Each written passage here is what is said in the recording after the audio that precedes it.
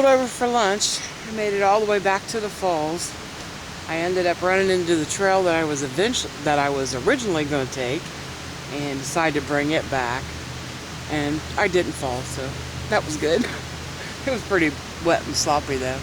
But now it's starting to clear up and the rain's starting to go. But I wanted to pull over and have some lunch, and I brought my rainbow stove out in honor of my friend John. He's back making videos now. We missed him, so much. But he was the one that taught me how to make this stove. This was the very first stove that I ever made. Before that, I never took out any stoves. I didn't even know they existed.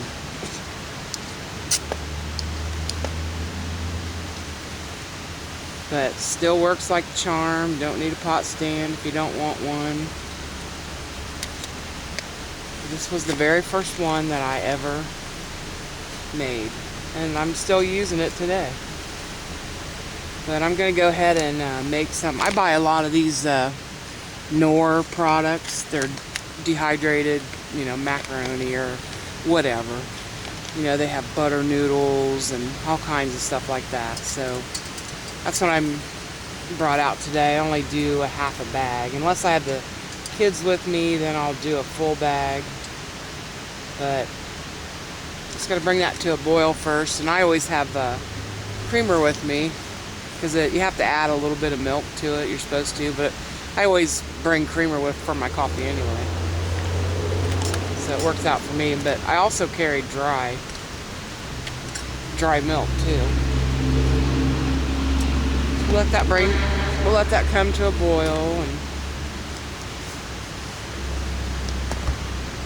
then we'll mix it in. Didn't take too long to boil. Now the trick is not to get it not to boil over.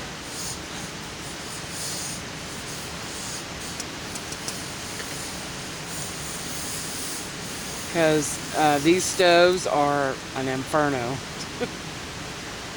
They don't take long at all. I haven't figured out how to make it into a simmer stove unless I maybe put a smaller ring on it. Maybe fashion a small ring or something for the top of it. But I always used it just to boil my water for coffee, and it would just lickety-split right away.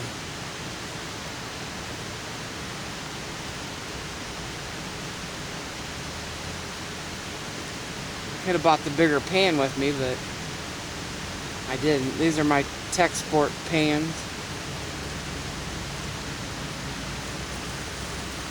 I'm going to pour some of the water out.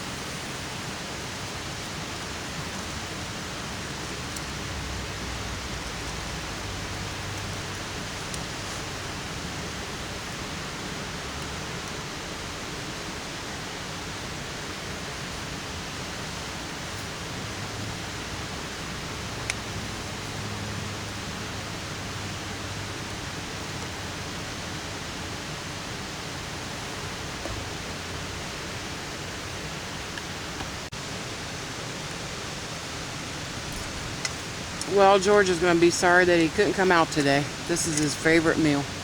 Macaroni and cheese. I was supposed to bring George out today, but George has been sick. He's got a really bad ear infection. He just got over it, and I didn't want to chance it. It's raining out today, so didn't want a chance bringing him out.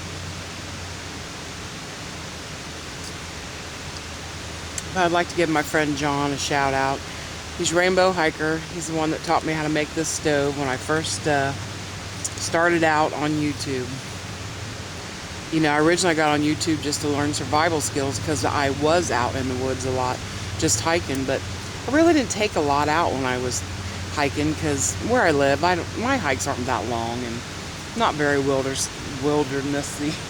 And I didn't think about it. I would pack a lunch. I never cooked out on the trail or nothing. Didn't know nothing about it.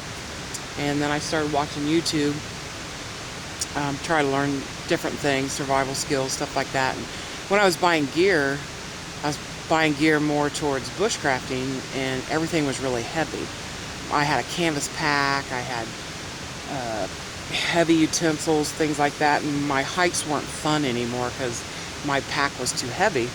So I started watching John's channel along with Intense Angler, and they're both ultra lightweight hikers, and that's where I learned a lot of stuff. And I also learned that, you know, you don't have to have expensive gear to do something you love. You know, they improvise a lot. Both of their channels show do-it-yourself projects a lot. John from Intense Angler has a lot of them, and so does John Rainbowhiker. I mean, he makes his own packs, he makes his own stoves. You know, they don't cost any money. These, you know, this was, you know, basically free. I mean, it's a Pepsi can, you know, and it's made with a hole punch.